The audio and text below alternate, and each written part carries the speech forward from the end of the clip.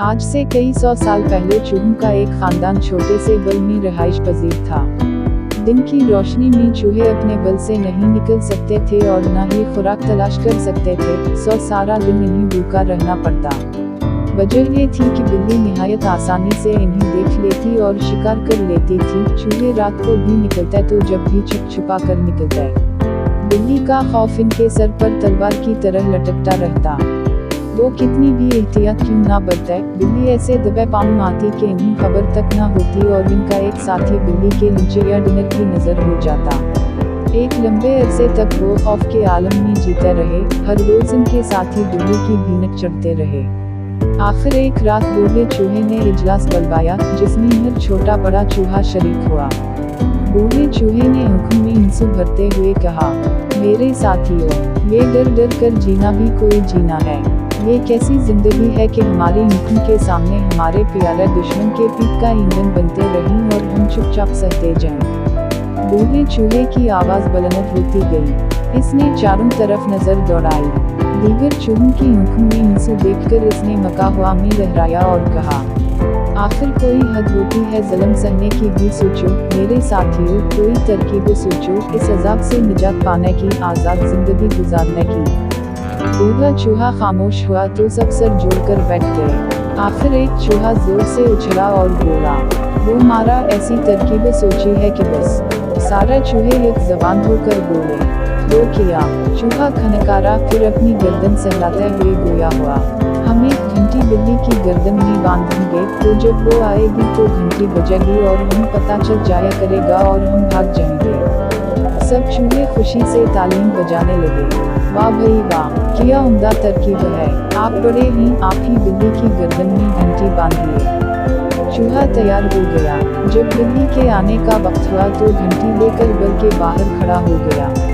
बिल्ली करीब आई, चूहे के तो छक्के छट गए, पाँव कपकपाए, हाथ थरथराए, घंटी हाथ से छूट गई। वो दौड़ता हुआ बल में दाखिल हो गया। बिल्ली तो शिकार को बचता देखकर वापस हो ली, मगर चूहे बहादुर का बुरा हाल हुआ। सब चूहे इसके इर्द गिर्द खड़े होकर कहा लगा रहे थे। कोई तालियां पीट रहा था, कोई सीटियां बजा रहा था। एक ने तो ये भी कह दिया, बड़ा आया घंटी बांधने वाला। अगली रात तमाम चूहे फिर सर जोड़कर बैठ गए। इस बार एक बूढ़े चूहे ने तरकीब बताई, मेरे दोस्तों, इत्तेफाक में बरकत है न, इसलिए जैसे ही बिल्ली आएगी हम सब इस पर इकट्ठे हमला कर देंगे, खूब मारेंगे। ऐसा करने से बिल्ली पर हमारी धाक बैठ जाएगी और दोबारा हमें शिकार करने की जुर्रत ना कर सकेगी। सारे चूहे खुश हो गए और बिल्ली का इंतजार करने लगे। यूं ही बिल्ली आई, सबने हमला कर दिया। कोई टांग से चमटकर काटने लगा, कोई दुम से, कोई पीठ पर। बिल्ली ने जो जोर लगाया, दुम झाड़ी, पैर जो पटका तो एक चूहा दूर जा गिरा, दूसरे का कचूमर निकल गया। बाकी चूहों ने जो हाल देखा तो भगदड़ मच गई, सब बल की तरफ भागे। बिल्ली ने इत्मीनान से एक तगड़ा चूहा दबोचा और चलती बनी। सब चूहे एक दूसरे को लन तन करते, बुज़दिल और डरपोक के अलकाबात से नवाजते, फिर सर जोड़कर बैठ गए। सोचने लगे। एक नन्हा सा चूहा बोल उठा, मुझे एक बहुत अच्छी तरकीब सूझी है। वो ये कि जमीन पर गोनद फैला दी जाए और इसमें गोश्त का एक टुकड़ा रख दिया जाए। बिल्ली जब गोश्त का टुकड़ा लेने आएगी तो इसके पांव गोनद की वजह से चिपक जाएंगे, फिर वो हलने जलने से कासिर हो जाएगी और यूं हम घंटी इसकी गर्दन में बांध देंगे। अब चूहे खुशी खुशी गोनद जमीन पर फैलाए, घंटी हाथ में पकड़े बिल्ली का इंतजार करने लगे। बिल्ली आई, सुर्ख गोश्त का बड़ा सा टुकड़ा देखकर इसकी बाछें खल गईं, झट से इस पर लपकी, लेकिन ये किया, इसके पांव तो गोनद के दलदल में धंसते चले गए। जैसे जैसे निकलने की कोशिश करती, वैसे वैसे इसका जिस्म मजीद गोनद में लथड़ता जाता। चूहों ने जो ये माजरा देखा तो नरा मस्ताना बुलंद किया। नन्हा चूहा लपक कर बिल्ली की पीठ पर चढ़ गया और इसकी गर्दन में घंटी बांध दी।